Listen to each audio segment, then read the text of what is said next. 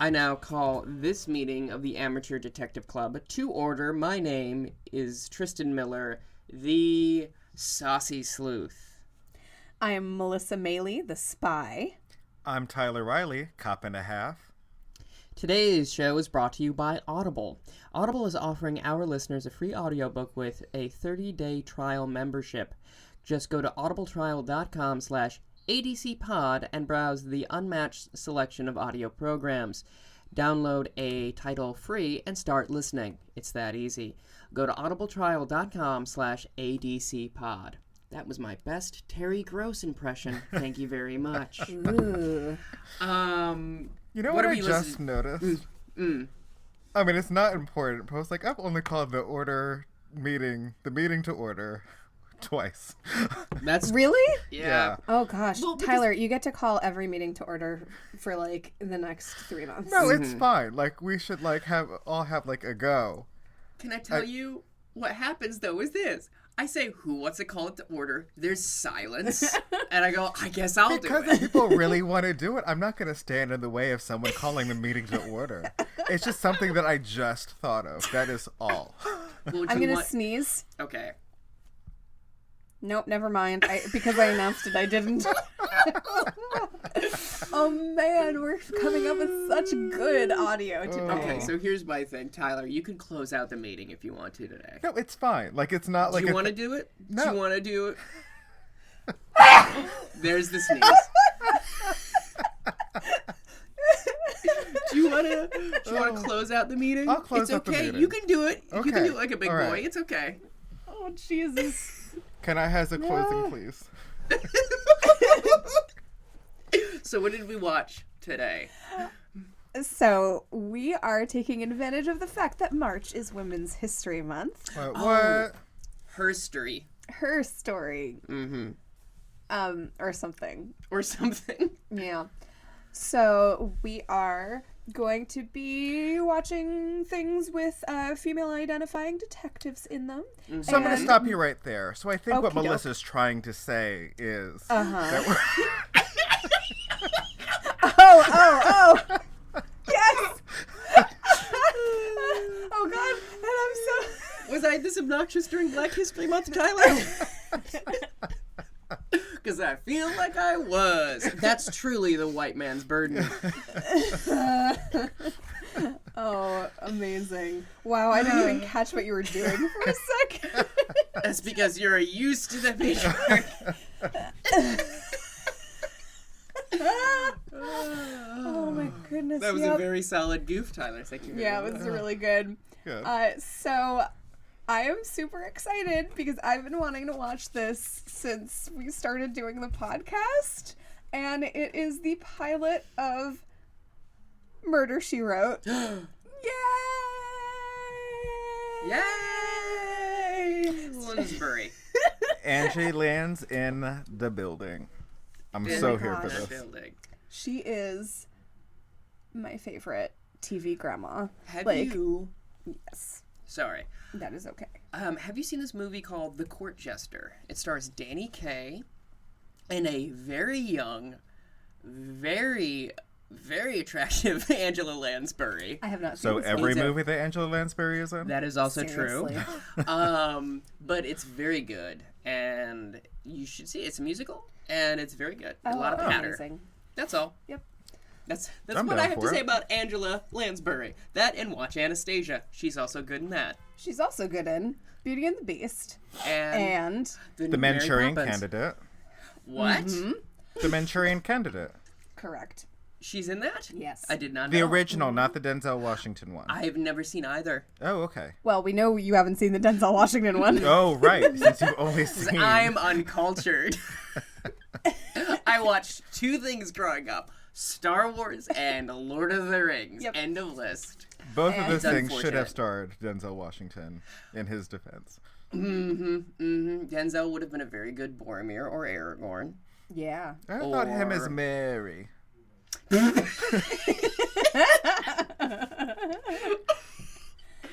you keep Billy Boyd the son. Yes. Yes, yeah. Okay. Yeah, it's good. All right. She's also good. She was also very good. Well, I didn't see the actual production, but I have heard the cast recording many times of Sweeney Todd Yes. as Mrs. Lovett, because she's also a stage actress. And the one time I got to go to the Tonys, she did present, and it was amazing. Oh, that's and awesome. I love her so much. I saw her in Blythe Spirit on Broadway, as well as A Little Night Music. It was fantastic. Oh, I saw her in Night Music too. That's right. I saw her in Night Music, and she was the best part of that production. Yes, and so the pilot of this aired September 30th, 1984. Okay. Yes. And I had never seen the pilot before, I realized. So I did watch a lot of Murder, She Wrote while I was growing up with my mom. That and Quantum Leap. Those are the two things that my mom and I watched together that I distinctly associate. And yeah, I had never seen this one before. And Murder, She Wrote ran, like, I don't have it in front of me, but like something like 246 episodes or something like that. Yeah, many episodes. And basically taught me what I think the formula of a murder mystery is. Yeah. Like, that's really, this is how I base everything. So whenever I'm trying to figure out a crime, I'm trying to do what Jessica Fletcher did. Yes. Yeah. What's interesting is 5 years later, you said 1984? 5 years later, Poirot shows up. And I have to assume it's based off of the success of this series that they started doing more murder mysteries sort of style film, TV series rather. That is possible. Because it was pretty, like, when it was airing, like, I've only ever seen it, like, on PBS and that kind of thing, in, like, reruns and stuff like that. But I assume during the time it was a very, very popular program. Murder, She Wrote, yes. Yeah. Was very popular. Let me get those Nielsen ratings, please. Someone tweet at me. I think I watched it in reruns as well, mostly. Like, I watched, like, marathons of it. Because, I don't know, a couple channels would do. We're going to run, like, 12 episodes of Murder, She Wrote in a row. Like, yes, like this is my day. A&E would definitely do something like that. I was thinking about this earlier. Like, I think we're the, like, I might be in the last generation that, like, watched television regularly, like, in the way of, like, I grew up and I saw I Dream of Jeannie because it was on reruns on TV Land and stuff like that. Right, that's true. Whereas, like, now with Netflix, et cetera, you really have to seek out specific content. Whereas, like, I guess I'll just be exposed to MASH at age, like, 11 because it's on.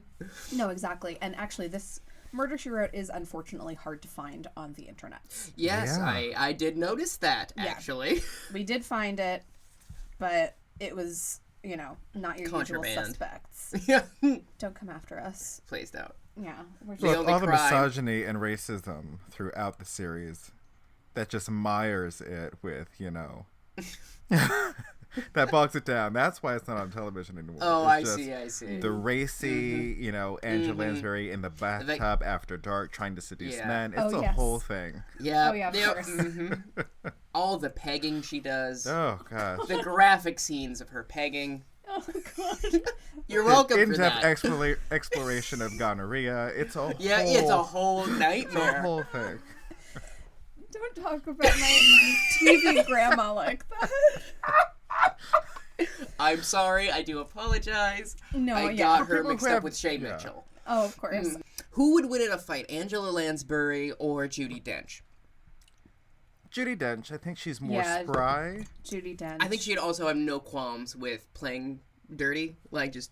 Yeah. That's also true. But Angela is also like 92, 93. Yeah. Well, I don't mean now. I mean in the height of their powers. Oh, okay. Angela Lansbury. Oh, really? Yeah. Okay. I think she got some witchcraft left over from Bedknobs and Broomsticks. Fair. Sure. Also, good flick. Yeah, she is 93. My goodness. And she's still in movies. I love her so much. She's very good in this. Can I tell you, now that we're just kind of talking about... Angela Lansbury? Yeah. Angela Lansbury. Yeah. She is a very, like, I know this is the coldest take, but she's a very good actor. Can I tell you? I had only seen...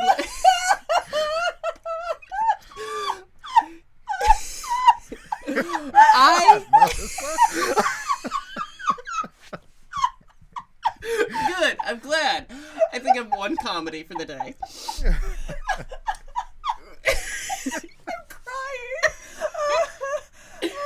crying. 80% of this episode will be just Melissa laughing. I'm not going to edit any of it out because it's good for me emotionally. I had seen her in like one or two things. And I think I'd seen like an episode of Murder, She Wrote. What? Yeah. See, it's not just black people. I'd only seen... You also don't see things that star women. Exactly. And she's very good at this episode. Very strong pilot. Very good. She's very fun. Oh my goodness. And there's a couple of scenes where she just is a master actor of like deeply having to regret all the stuff she's done throughout the hour and a half we've just watched. And she's a very fine actor. And like the other thing is like I've only really heard her voice in animated stuff, and then seen her when she was like older as an actor, like in her 80s and like now in her 90s in Mary Poppins, and she's still very good for like, but it's kind of like the thing with child actors of like, wow, they're still doing it. Yeah. Wow, Yeah. that's just incredible that she's there. Same with like Dick Van Dyke at the end of Mary Poppins as well. Of like, Spoiler. oh well, he can still kind of dance. That's incredible. Yeah. I mean, if you've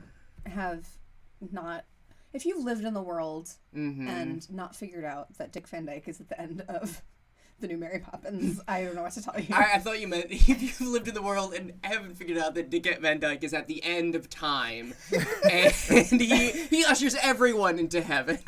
Oh, that sounds really nice. Yeah. They were fine going with like that. more like a Dick Van Winkle kind of a thing happening. But Totally. okay. I mean, my first exposure to Angela Lansbury was absolutely this, and she played a woman from Maine. So, Yeah. you know. All right. I'm like looking through her Wikipedia page now, being like, but when did she move to, like, how long was she in America? Like, how long? Because she's so good with vocal work that I'm just, yeah. So I just totally believe that she was American. Mm-hmm. Because I would have also believed if you had told me that she is from Cabot Cove, Maine, because that's how much she is Jessica Fletcher to me. Anyway. So what happens in this episode? No one knows. Well, this is, first of all, this pilot... No one knows. No one knows. We didn't watch it. We're just here to talk about Angela Lansbury and how much we love her. No, we watched it, I promise. But this is a feature-length Yeah. pilot. My gosh. Yeah. It's an hour and a half. watching a movie. Yeah. And it is called The Murder of Sherlock Holmes, which is an excellent title for the first episode of a murder mystery thing. Yeah, because it's a little meta. It's a little like, hey, by the way, this isn't going to be that. A little cheeky. So it opens with a woman in a very dreamy nightgown looking for someone named Roger. And, you know, she descends a staircase. It's all very dramatic. There's wind blowing. My boyfriend pointed out that there was, like, a set piece that, like, flapped in the wind at some point. And he was like, wait, is this what's going on here? Is this just cheap? Yeah, right?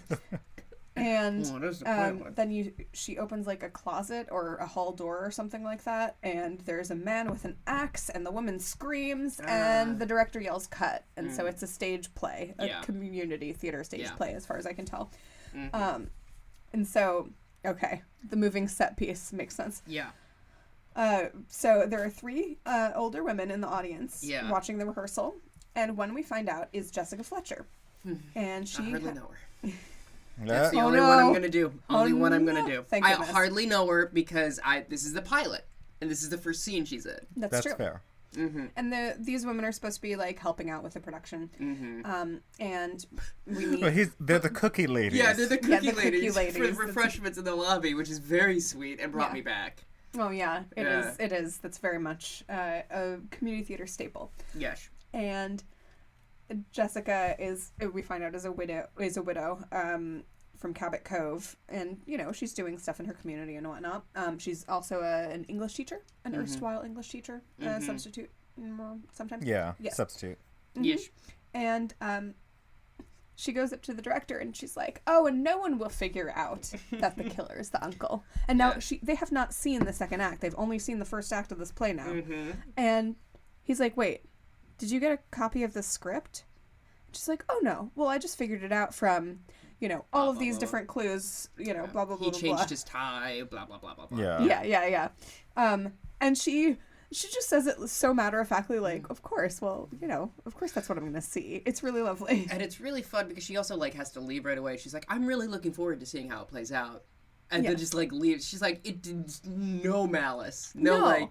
Putting anyone in their place. It's just like, oh, that was really cool. Thank you very much. Yeah, it's very earnest, very very sweet.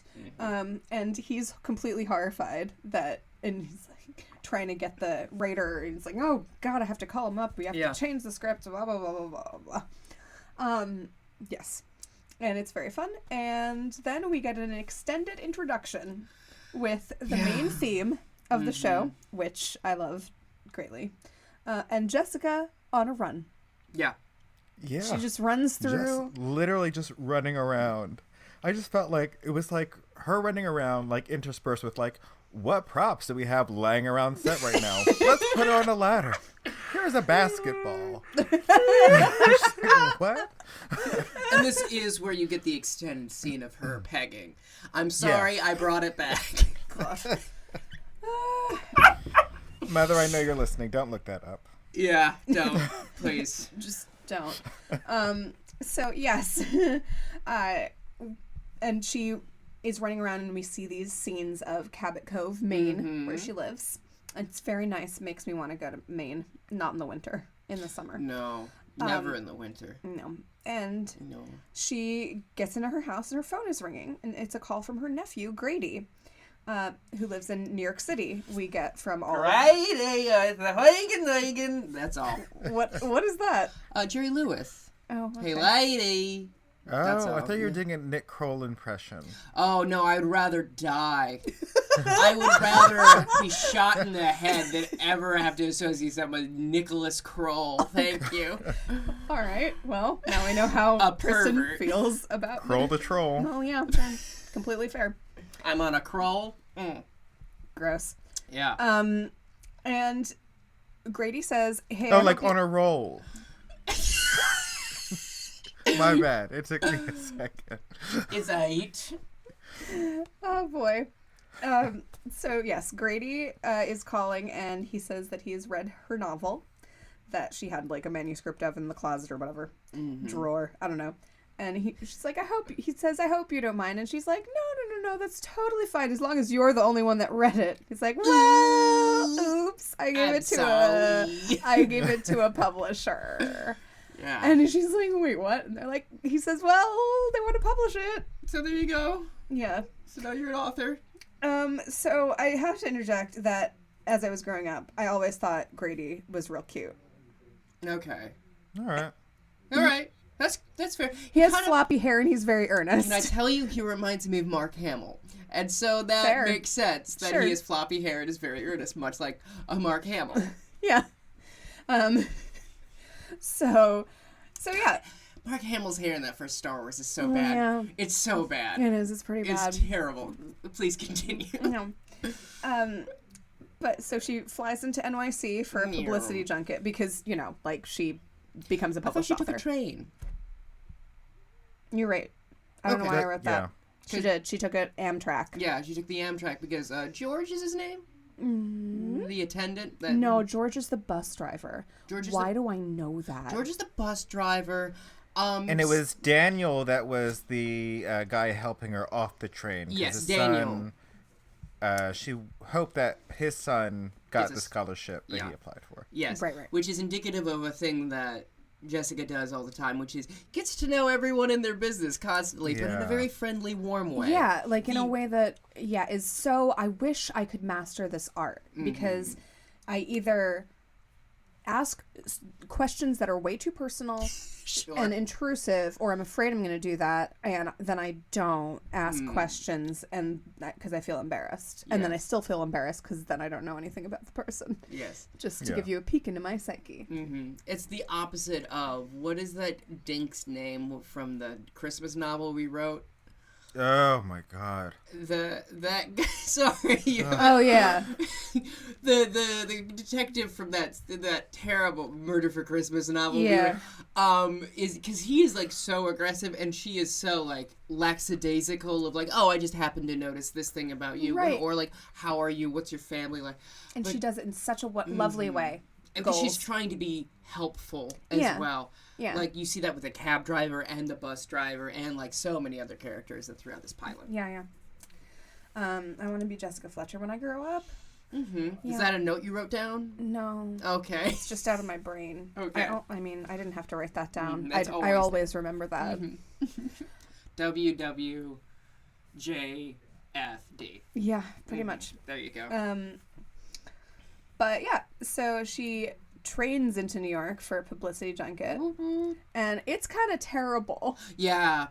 They're very rude to this older woman.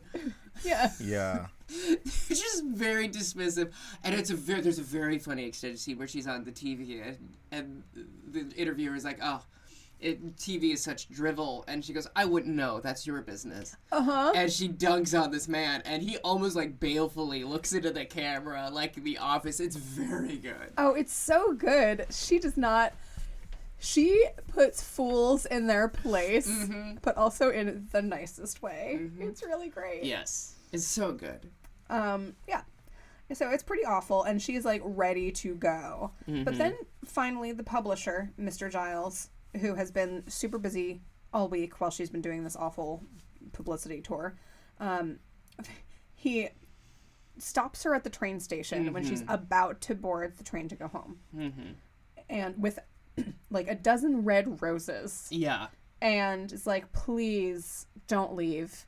Come up to my weekend home and hang out. And if you still hate it, like, we can put you on a train back. She's like, well, all right. P.S. This publisher is a little older, very handsome, you know. Anyway. Yes. So we see them drive out to this country home. Do we know where it is? It's upstate New York and or Connecticut. Yeah. One of the two. Yeah. They're the It's same to basically me. the same thing. Yeah, Yes. first night.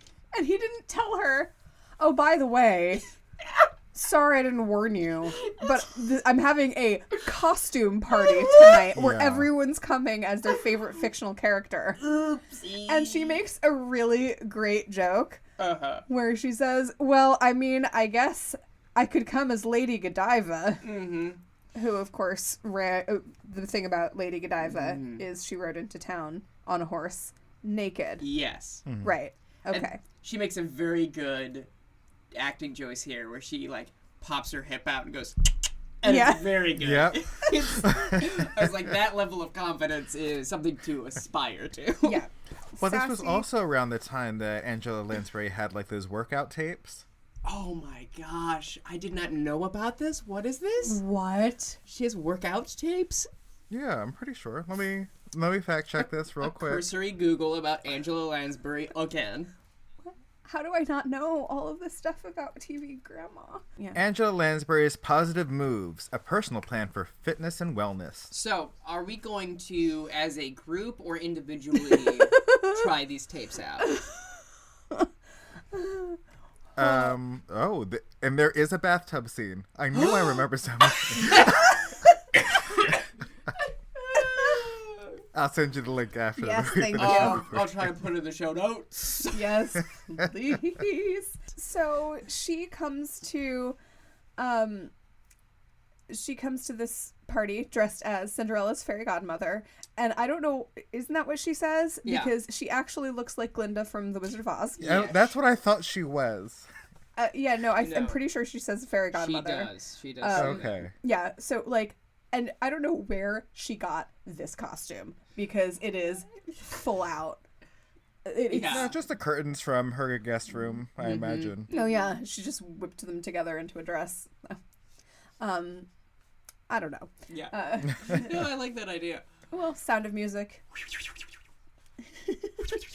But yes, so she's wearing Glinda the Good Witch outfit, but it says it's the godmother. Anyway, For and copyright reasons. maybe like, this is definitely not a costume that is copyrighted in any way.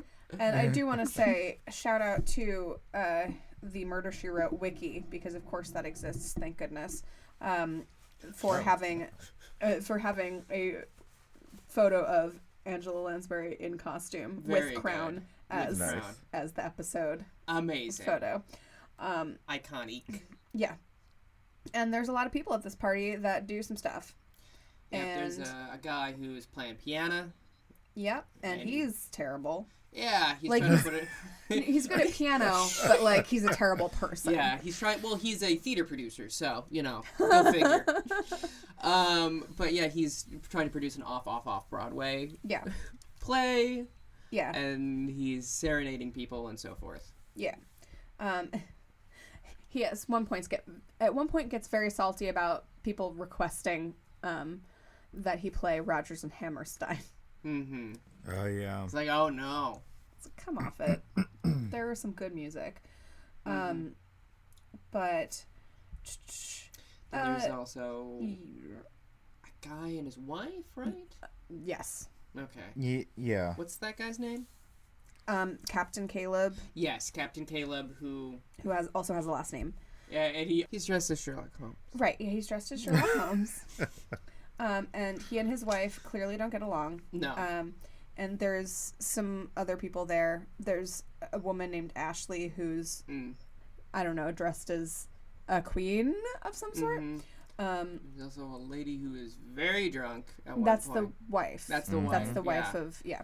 So, yeah, we see some of these festivities at the party. Mm-hmm. A lot of establishing shots. Yeah. It looks fun. Mm-hmm. People's costumes are pretty great.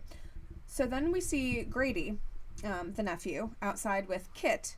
And Kit is, I don't know, she works for the publisher or something, and she is clearly a love interest of Grady's. They're very cute. And they're out. You know what? They are. Yeah. Yeah, they are. I dare say they are cute. Yeah. That's all. Hot But take. like together? Yeah. Why Yeah, not? what? Tyler, what do you have against white people in love? Jesus Christ. I don't think we have enough time in this episode. For a bonus content episode, please subscribe to our Patreon. Oh, okay. So they're outside and having a conversation, and Grady sees someone in his room. Like, sees like someone with like a flashlight in his room, and they run into the house to be like, "Who the heck is messing up my room?" And they, along with Jessica, who trips the guy with her magic wand. Iconic. It's great. They catch this guy, and they find out that it's a private investigator who won't say who he's investigating. And on his way out, Mr. Giles eventually comes in to be like, "Hey, what you doing in my house?" Yeah, because it's his home and all. Yeah. And on his way out, he guesses that Mr. Giles is dressed as the Count of Monte Cristo. Yes. So, Also, he notes that he essentially has like information on every single person at that party. right. So- yeah. That further gives us like no clue as to, who he could be after. Yeah. So then the guy dressed as Sherlock Holmes, the captain, has an argument with his very drunk wife. Oh, she is blasted. Yeah, her name is Louise. And Grady tries to give her a ride home, but she like shoves him away and speeds off. Yeah. Okay, cut to the next morning where Jessica is going for a run. As she does, in a wonderful tracksuit. Yeah. Something I want to purchase and wear about the home. Yeah.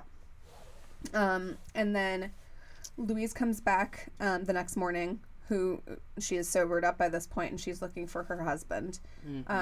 And the next minute, we hear Kit screaming because she has just found a person dressed as Holmes dead in the pool, and he was apparently shot in the face. Which, by the way, that's a terrible way to go. Even if you are associated with Nick Kroll. Yeah. Here's looking at you, John Mulaney. But what I noticed was like there was no blood in the pool. No, that I there could see. wasn't. And I mean, think that mostly has to do with TV ratings and less to do with the crime itself. Potentially. Also, there was a billowing cape. Fair. There was a billowing cape. That's true. Yeah, Like, also... if you got shot in the face, though. No, you're right. I mean, I understand, Tyler, but, like, also, like...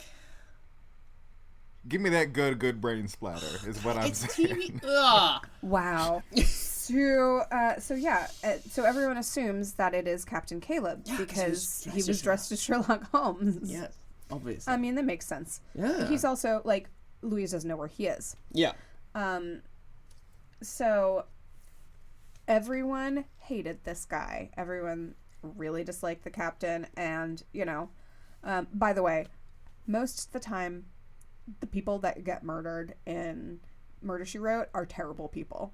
Like, every once in a while, you'll have an episode where someone that people actually liked, but, like, dies. But, like, most of the time in Murder, She Wrote, I have found that if they're setting somebody up to have, like, 20 people hate them, that person is marked for death. That's fair. Yeah. I mean, that also makes sense from, like, a show standpoint of, like, you can't have, like, sympathetic people dying all the time. It's not Breaking Bad. Like, it's fine. Yeah. Oh, God. Yeah. Still not over a few of those. But, yeah, so there's, you know, the detective from the town is inquiring with everyone, trying to figure out where everybody is, blah, blah, blah, blah, blah. This guy, Oh, yeah. He's a piece of work. the police chief, I love him. Yeah. It reminds me of the police chief in The Simpsons. I very much enjoy it. I mean, he's very cranky because it is Sunday, and he likes his Sundays, and now someone has very inconveniently for him gone and gotten himself murdered. So, like, his Sunday is ruined. And he's just interviewing these people, and Jessica is just like walking back and forth. Oh yeah, she's like, outside. she's walking back and forth. While we see them we see her through the window while they're doing this interview, and then she's like trying to climb a trellis. Yeah, she's digging around. Yeah. Yeah, she's clearly investigating. Yeah, it's great. And she's like, "Oh, hey, what's up, detective guy?" That's what she says directly. Direct quote. No. And she's like, well, I was just trying to figure out, because this private investigator was here the night before, and he must have gotten in by climbing up this trellis, and that means he would have had to have, like, really good rubber-soled shoes or something like that. And I noticed that Captain Caleb, in his Sherlock Holmes outfit, was wearing, like, patent leather shoes or something that he would have been very, you know, slippery, and the guy in the pool was wearing different shoes than Captain Caleb. And it's like, oh, so are we thinking that it's not Captain Caleb that was murdered? And she's like, yeah, that's exactly what I think. And then, like, 5 seconds later, Captain Caleb shows up. Yes. In his captain's hat. A full nautical outfit. Yeah. With boat shoes and a hat. And, like, I believe either a white button-up or a white, like, turtleneck. Yeah. It's insanity. And, once again, an outfit I want to wear about the home. So they're like, oh, shoot, I guess it's not Captain Caleb. Who could it be? Right. So who is this person? Yeah. So Jessica, because of the shoe situation, thinks that the dead man is the private investigator. Yes.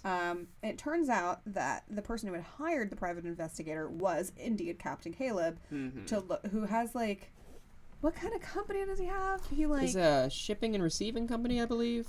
Or wasn't it, like, food of some sort, like restaurant? Fishing. Yeah, he owns a fishing. Yeah.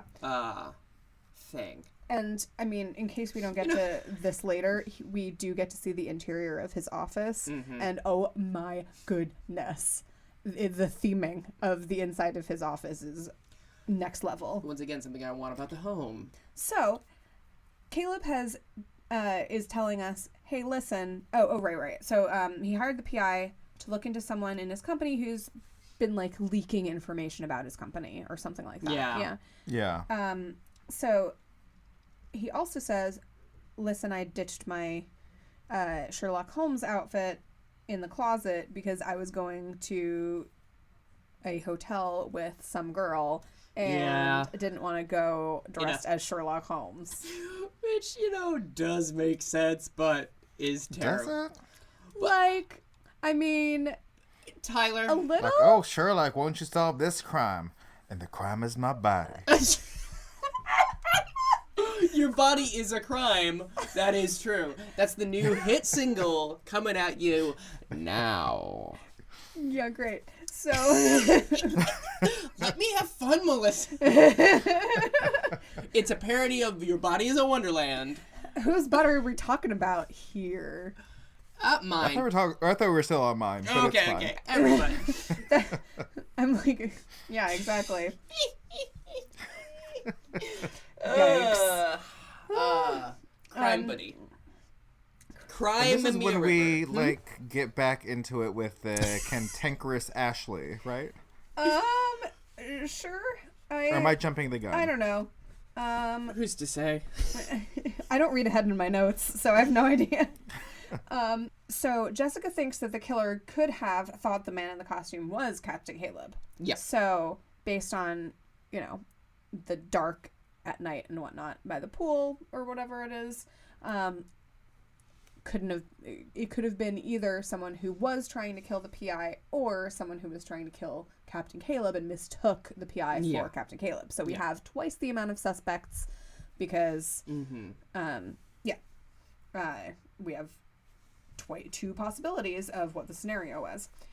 She's about to get on the train again. But then Kit runs to stop her, saying that Grady has been arrested under suspicion for the murder. And they think that he's been stealing from the captain's office. So that's why they think that, he was trying to kill the captain. And so, of course, Jessica does not get on the train. And then we hear that 11:15 was the time of death. Yes, because the neighbors heard a noise that they assumed was a sonic boom because there's an airport nearby. Correct. They cross-referenced that with the airport. There were no planes. Right. So 11:15 must have been a gunshot. So then we get into this with Ashley. Yes. Yeah. Because Jessica approaches Ashley and lets her know that she is now a suspect in the murder. Right. But based on her conversation with police. And Ashley was like, well, actually, I was with you at 11:15. So, boom, there's the gotcha, Jessica. Yeah. Because I spilled Come at on me myself. one more time, and there's going to be consequences and repercussions all up and through. That is true. That is a direct quote. Yeah. Yeah, and Jessica got shook. She did. She did indeed got shook. Yeah. Got shook. Like got milk. Yeah, like got milk. Like got milk. Very good. Thank you. Bows deeply, cries a little. Continue. So Giles and Jessica are really hitting it off. I wrote that. That was the entire paragraph that I wrote in my notes. They are. They seem to enjoy each other. And he looks good in a suit. Yeah. I mean, it does help. Most men do, though. Like, honestly. I can think of one man that doesn't look good in a suit. And he's running our country. Got him. Oh, yeah, you're right. Oh, I thought this was another Nick Kroll thing. I thought we were doing the rules of three. What if, now listen. Listening. What if Trump is just a bad Nick Kroll character? Have you seen them in the same room? I don't think so. No? It would explain why it's clearly prosthetics. God. Yeah. And racism. You know what? There are men who don't You know look... what? You might be onto something. You might. Because Nick Kroll is a very short man. And Trump is very tall. Yes, an animatronic. So him standing on stilts and being a smaller man, that's where the small hands come in. Yes! And the fact that he can't, he seems to change size. The costume is not consistent. Yeah. I think we solved it, gang. Yep. We solved the precedence. And also, I stand corrected that there are definitely men who don't look good in a suit. And you know why? Usually it's because they're terrible people. That's it. Yeah, it's directly proportional. How good you look in a suit is directly proportional to how much of a Bleep. poop head you are. Yeah. I don't know. Vince McMahon is hella shady. But he looked good in the suit. That's true. Fair. Yeah, I guess. All right, because they go to at one point Grady is accused of the murder. Right, yes. Which is the next major plot point, and so Jessica was gonna be like, I'm gonna just go back home. This seems like pretty whack. And then all of a sudden Grady's like, hey, so guess what? I've been implicated in the murder. Yeah. Can you please help me in any way, shape, or form? Yeah. Oh, so she goes to visit Caleb. Yeah. Yes. And asks him about some stuff. I'm cross-referencing two things, so I'm going back and forth in my notes. Yeah. She goes to see the captain in Bayside, and there's this whole thing with the nicest cab driver I have ever seen in the history of New York City, who, you know, takes her to Bayside from, I think, Manhattan. Yeah. Insanity. Oh my goodness. And his shift is about to be over, and then, but he's like, my feet ache, and she's like, oh, what's wrong? And it's like, oh, I got this thing, and she goes, I actually have an old family. Yeah. I was gonna say recipe, but that's not correct. Remedy. Thank you. And he's like, great, I will do this favor for you, because if this works, that's more important to me. That my feet stop being in pain. Which is honestly, as a New Yorker, relatable. Yeah. Your feet are never not on fire. Totally. So she goes to see the captain in Bayside, and he tells her that the private investigator had narrowed down the leak to 6 people. Yes. And then he tempted them with some false information. Yes. And so she sneaks into... this whole thing. So good. She and Grady and Kit, like, do this whole thing, because I guess Grady's out on bail or something. Have we cleared him yet? I don't know. Obviously, Grady's not the killer. Please. Yeah, I think he got cleared.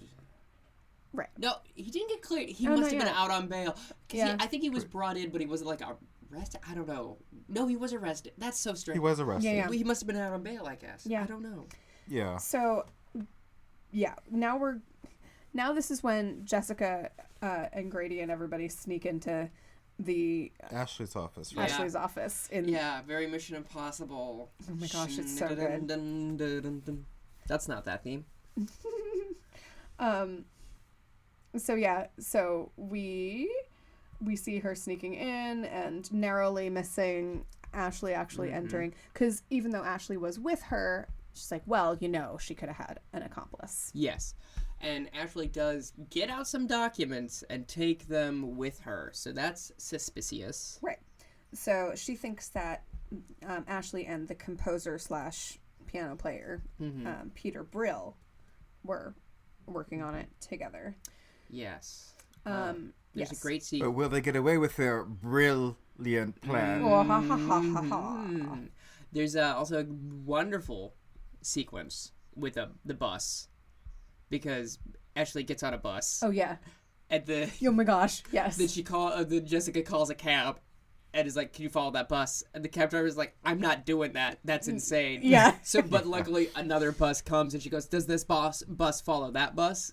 And he's like, yeah, that's how a bus line do it.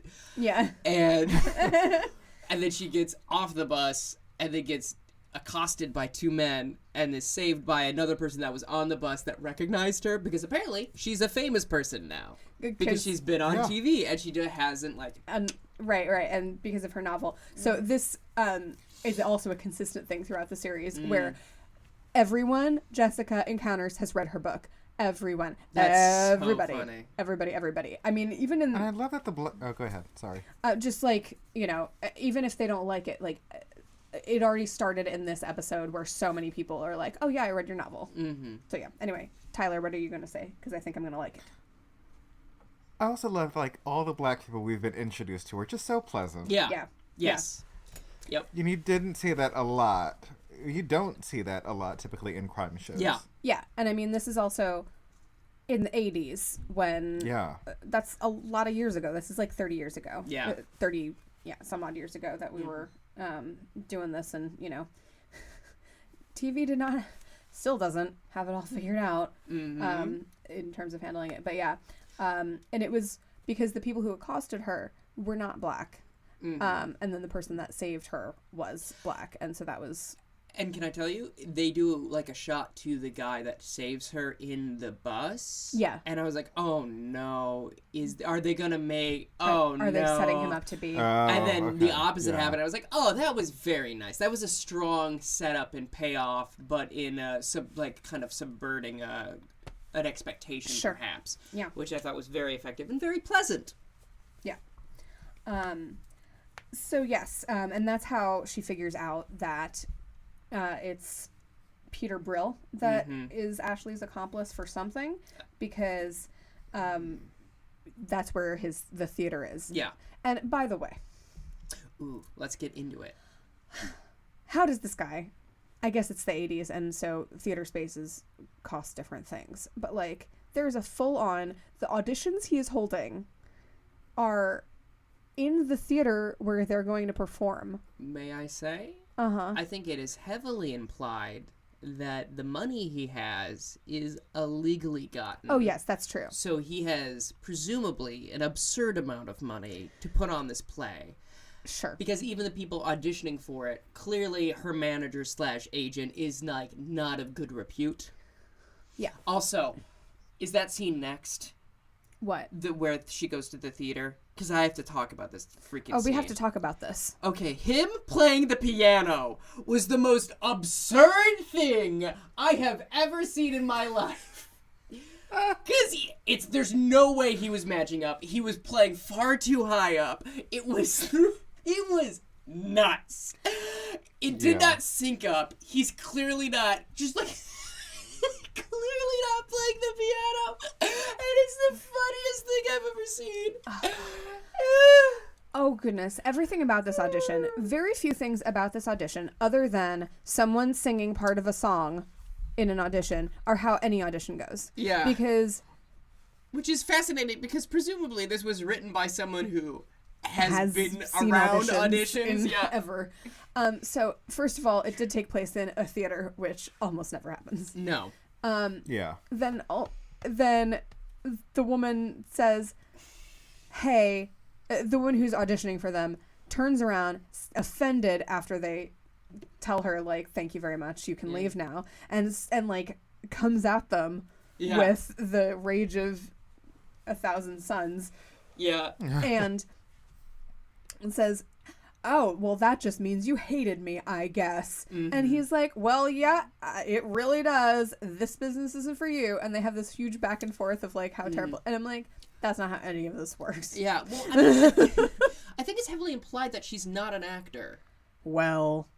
And so she's not accustomed to like how, like, I think that's an interesting subplot that we could get into, but like it's clearly like, I know it's not important. It just made me so angry. Yeah, it's like, well, this isn't accurate. I mean, like the TV show did not make me angry. Just like that entire situation, I'm like, that's not how any of this is. Not at all. Anyway, yeah. So Jessica at some point does confront the two of them. Yes. Yeah. She does. She goes into after the audition. Yeah. And they were stealing the documents. Yes. But they're like, we didn't have anything to do with this murder. Yeah. Yeah. Yeah. And she's kind of dejected by that, because she was like, I knew it. And then she's like, I didn't. Yeah. Yeah. Had to be this. And then we always have, so another thing that happens in Murder, She Wrote is like, she has a light bulb moment. Yes. But then does not tell us who it is until... Very similar to House, funnily enough. Oh, interesting. 5 minutes before credits, House will walk out of his office having solved the case. Yeah. So at some point, my boyfriend Rich pointed out that there are multiple scenes in this where a phone is ringing and she has to run and get the phone. Yeah. Which is so funny. Yeah. It's really great. I like it, and I think that happens a lot. Yeah. I think that's a bit. It's a bit, and I can tell you, it is so of the times. Yeah. Which I think is delightful. Right, because we actually have This is before cell phones. Yeah. Yes, very much so. And Yeah. it's very nice to be like, oh, okay, so. Yeah. You just had to hope that you caught somebody. Yeah. Is this right before she solves it? Yeah, it is right before she Okay, then solves I it. think we should take a little breaky break. I think that's a good idea. Yay! Hello, everybody. This is Tristan Miller, the Saucy Sleuth. I want to remind everybody that today's show is brought to you by Audible. Audible is offering our listeners a free audiobook with a 30-day trial membership. Just go to audibletrial.com/adcpod and browse the unmatched selection of audio programs. Download a free title and start listening. It's that easy. Go to audibletrial.com/adcpod and get started today. Why Audible? Audible content includes an unmatched selection of audiobooks, original audio shows, news, comedy, and more from leading audiobook publishers, broadcasters, and entertainers. I really have always enjoyed Audible back since I started using them in 2007 to start listening to Star Wars books, which is one of the recommendations I'm going to give you today. It's Bloodline by Claudia Gray, narrated by January Lavoie. I listen to this book fairly often. It is a political mystery set in the Star Wars universe. It's very, very good, and it has Leia Organa as the center character, a favorite of at least me and Melissa. I hope Tyler as well here at the show. Other big news is we have merchandise now. You can go to teespring.com and look for Amateur Detective Club merch, and you'll find some stickers and also some mugs there. We split the proceeds with the wonderful artist Lauren Heath, who designed our logo for those as well. You can also support our program by going to patreon.com/Tristan J. Miller. I just added a couple of more tiers there, which include picking a show topic for this or Animazing, another podcast I do, as well as some tickets to my shows. So if you're in the New York area, it's definitely worth it. Go check out those things if you want to support the show. We love that you listen to our program, and please tell anyone you think might be interested in the show about it. We're also looking to up our rates, reviews, subscribes, etc., etc., etc. All right. So, thank you for listening to me talk. Let's listen to me talk some more, but with those two other people about something that's nicer than product placement. Okay. And we're back. So. Okay. We also need to mention someone does kill Captain Caleb. Yeah. I didn't. Yeah. But did they really? They definitely did. No, they They definitely did. But He was dead. He was in his boat. Like, he was in the sail of his boat. Yeah, wrapped up in the sail of his boat. It was weird. They got an anonymous tip from someone, and both the chief from Maine and then also the New York police are there. Yeah. And the New York police pull a gun on him. It's interesting. Don't really know, like, can I be honest with you? Yeah. I think I figured it out. I'm like, I don't know exactly why he died. It didn't seem particularly relevant at the time. Yeah. But I think I figured it out just now. Great. Cool. So that happened. Mm-hmm. No one's very upset about it. No. He wasn't cool. He wasn't a great guy. He wasn't cool. He was one of those lame people. He was pretty lame. He didn't have a cool party like Giles did. Yeah. Look at him wearing hats. He's gonna go bald if you wear that hat too much. That's how baldness works. That is a contributing factor to baldness. Jessica Fletcher goes back to Preston Giles' mansion. Yep. And In the middle of the night. in the middle of the night, because when else would you do this? Because she's on the train and she goes, and then she goes to his house. Right. Runs off, and Daniel's like, "What about your luggage, miss?" She's like, "Just get it to Boston. I'll figure it out later." Yeah, exactly. Yeah. Because there's so many moments where she's on the train and then doesn't get on the train. In case you weren't following that through line in our recap, but yeah, so she goes to confront the real killer, who is dun dun dun Preston Giles. Yeah. Which, can I be honest? Which Go I ahead. think. Go ahead. Oh, go ahead. Go. Which I think she knew all along, but was blinded by the Yeah. booty. She was blind because of that booty. So I think Rich and I figured it out at the same time because they were having this very heartfelt before she got on the train and had the epiphany. You know, she and Preston were being very, you know, not intimate. I don't want to say intimate because that has Flirty. implications, but it was very intense and romantic. And in that moment, I think both of us kind of looked at each other. We're like, "Oh no!" Yeah. Yeah, I mean, I think it kind of follows kind of the similar, like, this is an odd thing, like a similar formula of Scooby-Doo, of, like, the person introduced first probably did it. And if you, like, kind of forget them through the whole thing, and you kind of put it out of your mind that they could ever be that. Yeah, I'm sure that they took that from Scooby-Doo. Yeah, well...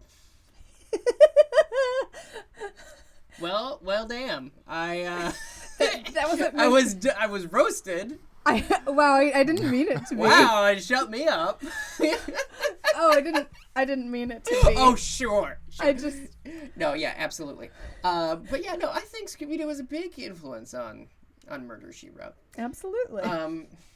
Hanna-Barbera for the win. Don't know if it was Hanna-Barbera, but anyway. I think you're right. So, yeah. But yeah, I kind of figured it was him pretty early. I was like, it's too good to be true for this series. Exactly. And it was not even like evidence-based. It's like, oh no, she can't. Because he's not a recurring character in the series. Actually, yeah, I just found this because I'm on Murder, She Wrote Wiki. Thank you, Murder, She Wrote Wiki. Because I scrolled down and it says regular cast, obviously, Angela Lansbury. Yeah. Recurring cast, Michael Horton as Grady Fletcher. Yes, of course. And Arthur Hill as Preston Giles. So, I don't know. So we'll see. We'll see what happens. Anyway, I don't know what the context of that is. Tyler, did you figure it out before the show presented it to us? I had my suspicions. I also just wanted it to be Grady. I did too, because I thought that would be interesting, and having never really seen an episode before, I didn't know he was like her Watson or what have you. Okay.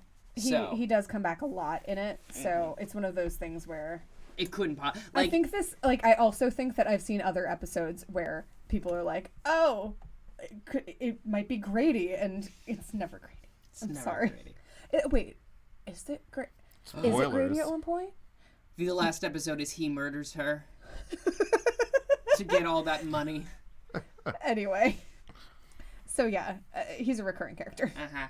And, yeah, it's at least almost never Grady. I forget if it is at any point, so I'm not really giving a lot away, I don't think. But, like, yeah. Fair enough.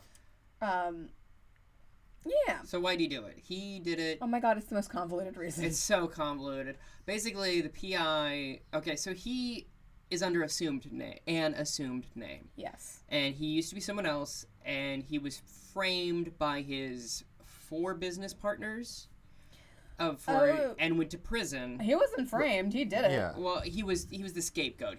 They all denied it and said it was him. Yeah. So he went to prison for 15 years. And once he got out of prison, he assumed an identity and became a mogul and slowly destroyed his former business partners. And the PI was hired by someone to try to investigate him. Yeah. And so he had the same PI. Yeah, so he had to take the PI out because he figured it out. Right, because, yeah, he recognized, and he, commenting on the Count of Monte Cristo costume was what tipped him off, because he basically did exactly what the Count of Monte Cristo did. Which is, okay. So I have not read The Count of Monte Cristo. I've heard it's very good. I have seen the movie. I'm sorry. Right? Isn't it like oh no, that's the Man in the Iron Mask I'm thinking of. So, but that is not the same thing. No. The Count of Monte Cristo, which is what I call myself when I'm baking. In the Count of Monte Cristo, he escapes prison but pretends like he's assumed dead during the escape. Which is what happens to Giles here. Right. And then... And I mean, my gosh, it is pretty ballsy of him to have dressed as the Count of Monte Cristo at this Yeah. party when that's basically exactly what he did. With, I don't know, Elmer Fudd. Right, just like anything. not something where But yeah, it's pretty whack. And there's this beautiful moment where they're standing across the pool, and he turns to where he has all of his shotguns. And you're like, oh no, is he gonna try and kill Angela? Jessica. Oh yeah. no, I don't want to watch that. Well, yeah, because I mean, part of the reason they're standing across the pool from each other was this is 25 feet. This is the distance that the killer stood at from the PI. You can clearly see exactly who I am, and I can see exactly who you are. Automatic it was not lights. it was not a case of mistaken identity. The lights always go on at this time. Yeah. So they have automatic lights, so there's no case of mistaken identity. And then also, at one point, he, during the party, had a phone call, and he told Jessica it was the person from the New York Times. Right. But right. he acts like he says it's a man when the person that interviewed her for the Times was a woman. Yeah. And so she's like, that's not true then. So it was the PI blackmailing you. Right. And he's like, yeah, I guess it was. You got me. Oops. Right, exactly. So he then puts, after he kills the PI, he had put the Sherlock Holmes costume from the closet when the captain abandoned it onto the body. Which also explains the lack of blood. Yeah. Mm-hmm. Mm-hmm. So yeah, and then we do get this moment where it looks like he might take one of those shotguns and kill Jessica. Yeah. But apparently he really has developed an affection for her, and he does actually go peacefully with her. Yeah. So that was at least nice, because there's many times in this series where they do try to kill Jessica, and then the police come right in the nick of time to help her out. Good. Yeah. Because I don't think anyone wants to see Angela Lansbury get murdered. No one wants to see that. And maybe Julie Andrews, but nobody. No, are they not BFFs? Because if they're not, I'm kidding. Okay, I'm good. kidding. That was very good. That was very good. Oh. Yeah. So I did miss somehow who the murderer of the captain is. Was it also Giles? I believe why? I thought it was also Giles. I think it was also Giles because, number one, he's the one that hired the PI. Oh. Yeah. Number two, I suspect that the captain was one of his previous business partners.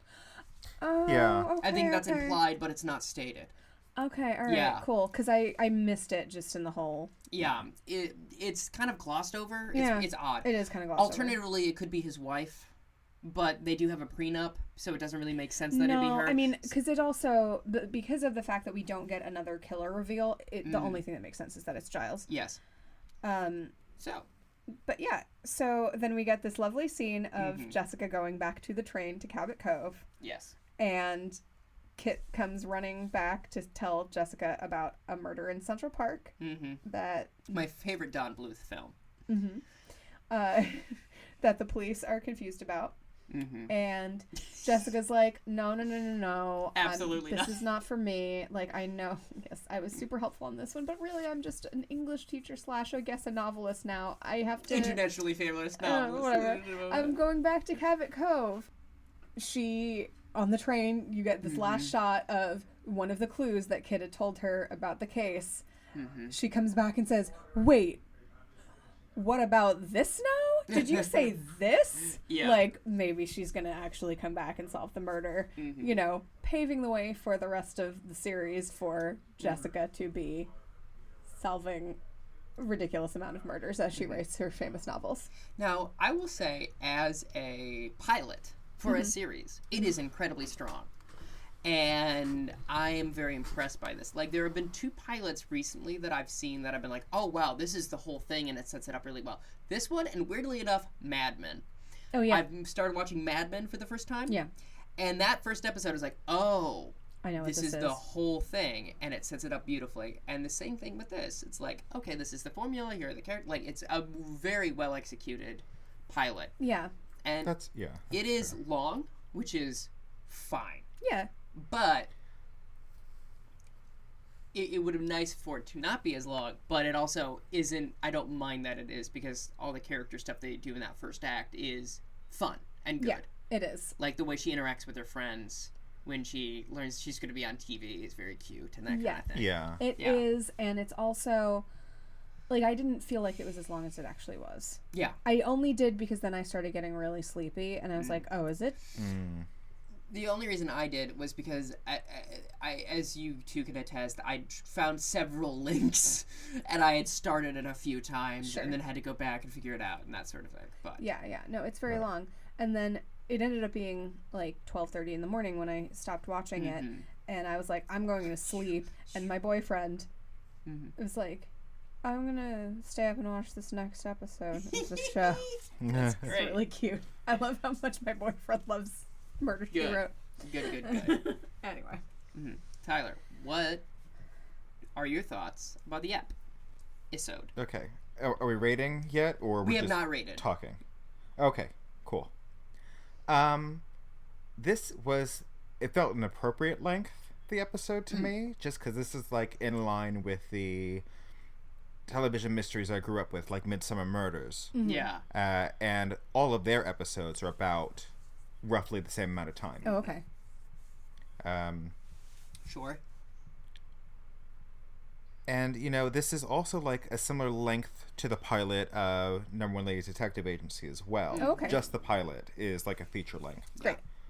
much like this.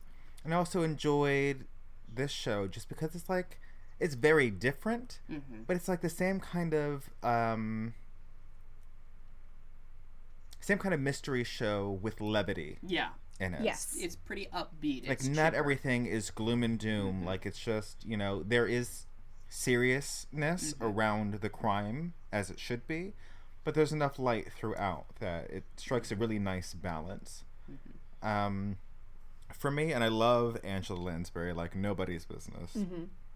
Yeah. But there were a couple of times watching this episode where I was like, she does not think the show is going to get picked up.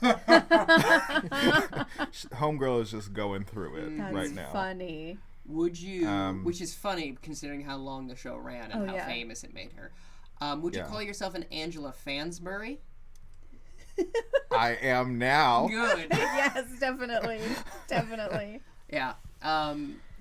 What else? What else is going on? It was really like wholesome and lovely to watch, and these always make me feel okay.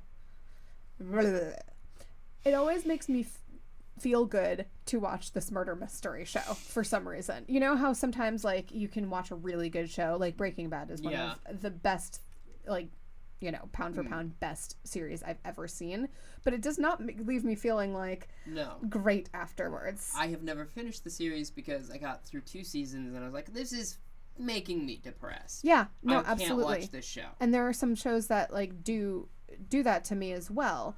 And even though we're dealing with serious stuff, as Tyler was saying, yeah, it makes me feel pretty good about, you know, Yeah.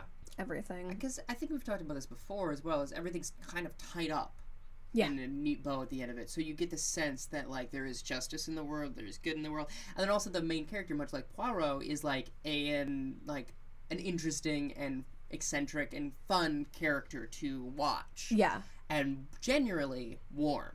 Yeah. Specifically, Jessica is very warm as a person, very Yes. kind. Right. And so that helps you get through it. Yeah, absolutely. And I mean, even Jessica Fletcher, even more so than Poirot, is her ego. She doesn't have an ego like he does. Yeah, that is true. Which is nice.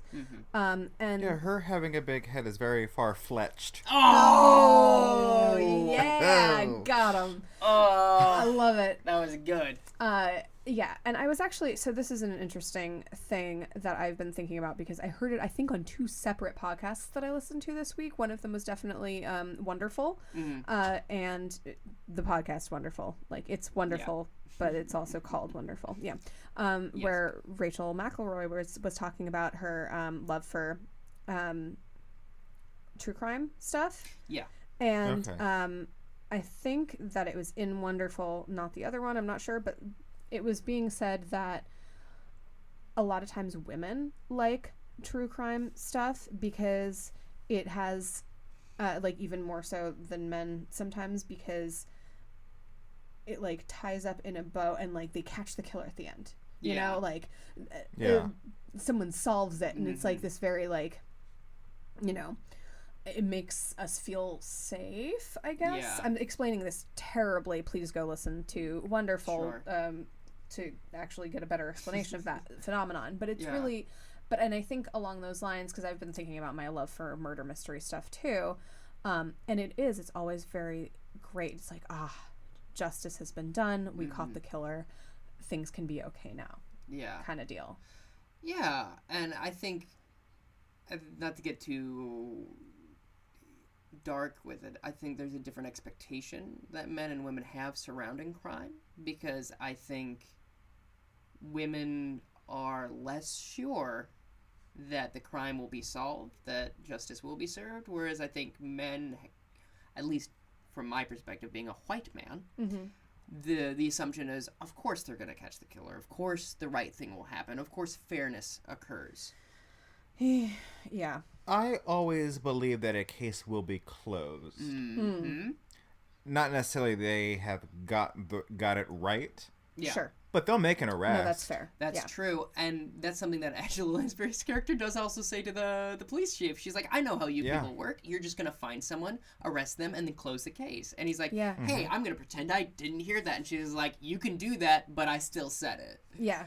Yeah. Yeah. Yeah. Yeah, there's something that makes, I don't know, a feeling of safety, an idea of safety. Yeah. Around having, you know, something tied up and having the right person Yes.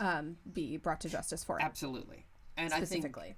I think there's something specifically with Jessica Fletcher and Miss Marple, and to a certain extent Poirot, even though he was a police officer, with these people who are normal people that happen to be good at these sorts of things, or like Monk, who were like through like extraordinary circumstances, an ordinary person is allowed to see it in a way that allows true justice to be served. Also, Psych. Yeah. Should we actually rate it? Sure. Well, Melissa, since you brought it up. Oh, okay. I guess okay. So, since we're only doing this episode, Yish. for now, I'm going to give the episode a 9. A 9. Okay. Yes. Yeah. I'm only taking a point off because, like, it hasn't quite found its footing yet in a couple of ways. Like, us getting confused about who was the killer of the captain, I think is pretty indicative of that. Just, you know, there was kind of a lot of exposition. And also, it was a little bit of a, like, how could we have ever solved that? Not knowing that this about Giles kind of deal. So that's all I'm taking off for, kind of leaving room for growth, because it's a good show, guys. Like it's pretty solid. Like it is very enjoyable. Yeah. Jessica Fletcher, 2020. I don't know. Yeah, I would give it about a 9 as well. It's a very strong pilot. It's a very strong episode. And my qualms are mostly the same of like, unless you're really, really, really paying attention, you're not necessarily going to figure it out. And because the other thing is like, but I think what's important about that is like Jessica barely figures it out. Yeah. She has a moment where like, oh no, that's not consistent. Yeah.